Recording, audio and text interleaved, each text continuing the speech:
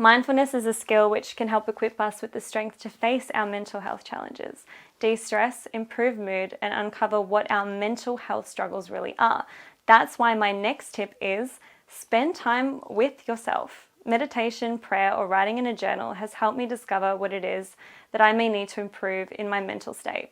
This can be done before bed, in the early morning, on small breaks, on transport, rather than always aiming for technology. If we take time to listen, observe, and practice mindfulness towards what we're feeling and thinking without judgment, we can easily hear what it is that we might need to fix, change, or do.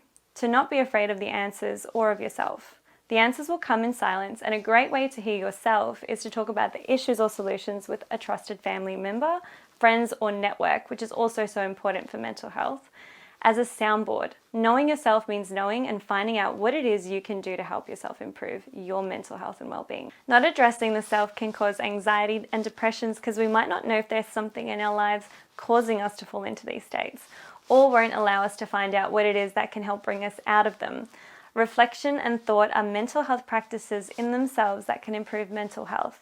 It's an active participation in taking care of yourself, which signals to your brain that we matter. And it makes us feel better when we are reminded of that. This counters the anxious, depressive thoughts that we can experience. There is evidence to support that non-pharmacological methods of raising brain serotonin can improve mood and social functioning.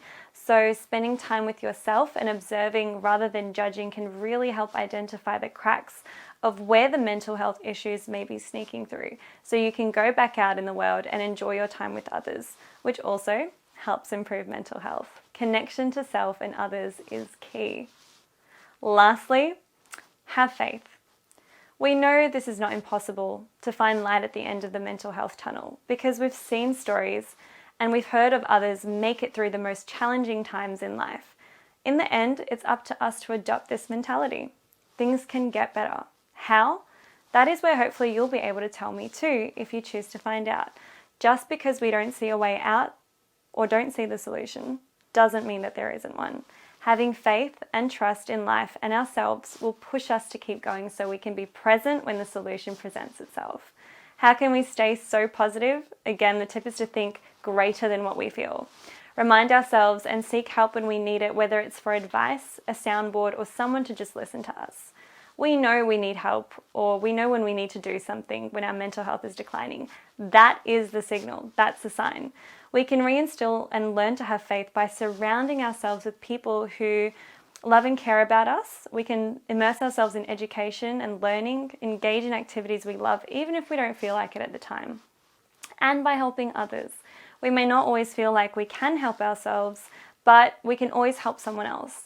This reframing of thinking will help reorient and steer our minds and psyches towards faith so we don't forget it. As Nelson Mandela said, everything will be okay in the end. If it's not okay, it's not the end. Thank you so much for listening to my tips, and I hope you're able to take something away from today. Practice self-love, practice appreciation and gratitude because we all deserve to be mentally healthy.